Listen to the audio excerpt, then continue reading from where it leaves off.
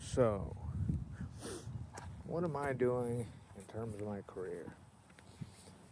And that's what it is. It's a career. And a job is just a job.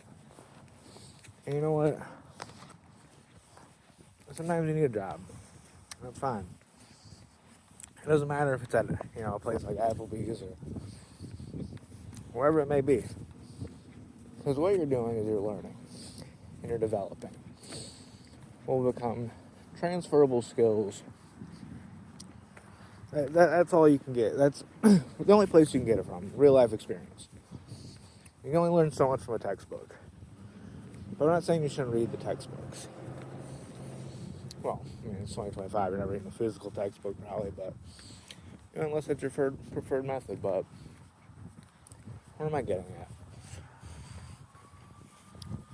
In 2013, I enrolled in the entrepreneurship program at what was then Purdue University Calumet. And I met this professor. His name was Dr. Hussein, and I took a few classes with this gentleman. And Dr. Hussein had a vision. Dr. Hussein had a vision on teaching entrepreneurship on his own terms. And that's what he did. He created the program himself. He had the real world experience. He had the real world experience because, as you may recall, he was the first generation immigrant who came from Pakistan, didn't speak working English, started his own business from the ground up, back against the wall. Essentially, very little money in his pocket and very little resources, right? So you're keeping that in mind. And if Dr. Hussein could do that, back in the, 1970s, 1980s, 1960s, whenever, it makes you realize what people are capable of today. With the connections you have, with the connections your connections have, because they teach you in business school, especially at a world-renowned regional campus. It's the connections. And what I do from that since then, right? I went from community to community within the region and got to know the small business owners and got to know the people within those communities, families. So, obviously we know, or maybe not so obvious, that these small business owners are the pillar to the community. And so are the families. The families within them. The families that support each other. One of my neighbors, they take care of the elderly on my street. They cook for them. They mow their lawns and stuff. That's what it's really about. So what do? In that regard, is carry on the legacy of Dr. Hussein. Because, I saw him start this program day one, ground up, and he went to me. He chose me and he went to me to be his student advisor on how he could improve his class. Because he had the real world experience, but maybe he didn't have the formal university experience, especially as a native speaker of American English, and especially in the time in the world that we're today, technology and that, right? And well, towards the end of my time with Dr. Hussein got very sick, and you can tell he was hiding something from us.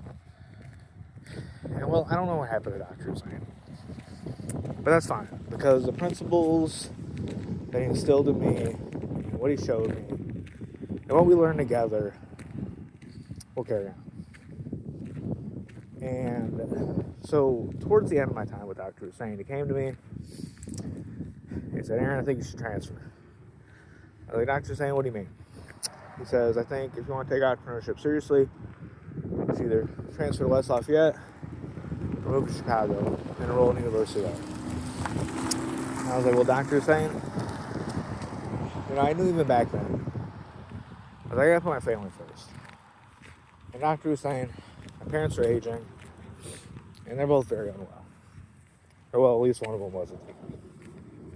And I was like, Dr. Hussein, if I move away, I won't see him as much. So, I took his input into consideration. I didn't take his advice in regards to that. And you know what? He respected it. And, and then my mother got cancer. She passed away.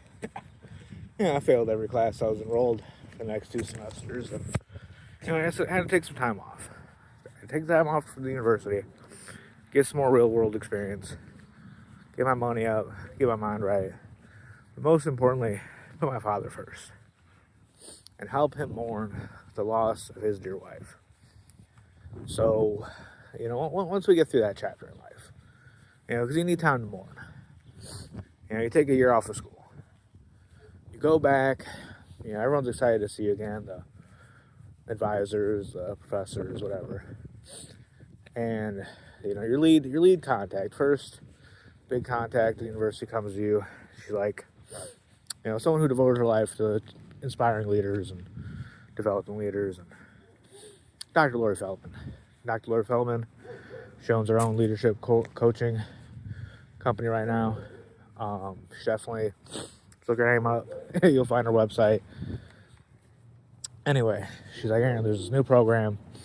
It's a business analytics program. And I talked to her, and I talked to some other people about getting this thing going before then, right? So, if I recall correctly, the timeline, it was 2018.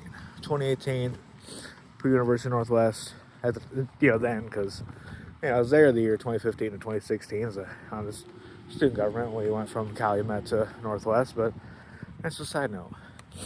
And I was like, all right, let's get this thing going. And I was one of the first students to enroll. It was 22 of us, and we joined the program. And, it was a very tight-knit community because it was very specialized discipline within the College of Business. It was ever expanding. We had some amazing leadership. Dr. Treddy, he's the coordinator of the program, professor of business analytics, associate professor as of today. And he had a vision. He had a vision for teaching data analytics, and he did that. And, we learned so much about it. And mind you, at this time in data analytics, there was so much unknown. And the technologies were ever evolving, and the tools that we had. So then that's when we saw, after my time there, AI. I know people are afraid of the word AI.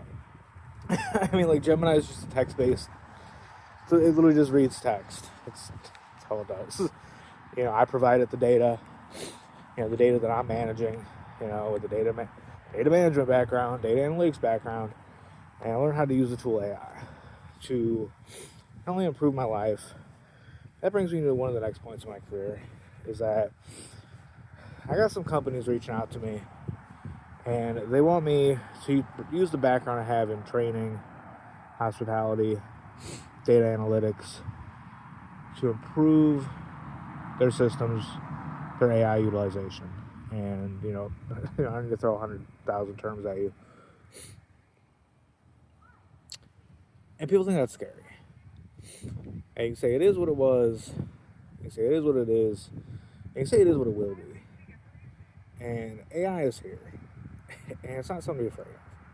And I'm not getting paid to say this. I'm not sponsored by anybody. That's just my real world experience. And you need to be mindful of who you put in leadership and who's in charge. And if these AI models are going to be improving themselves, I really just got one question for you. Who do you want leading these AI models? Who do you want teaching these AI models how to improve themselves? Someone who doesn't know what they're talking about? Or someone who may know a thing or two that they're talking about? And the fact of the matter is, if I lose my eyesight completely, this is something I'll still be able to do for as long as I'm alive. So, thank you for tuning in. The Ashcraft Family Institute of Entrepreneurship has been in development for 12 years now. And we don't need to discuss our successes before they happen. More information will be available when the time is right. Because like my late father said, timing is everything.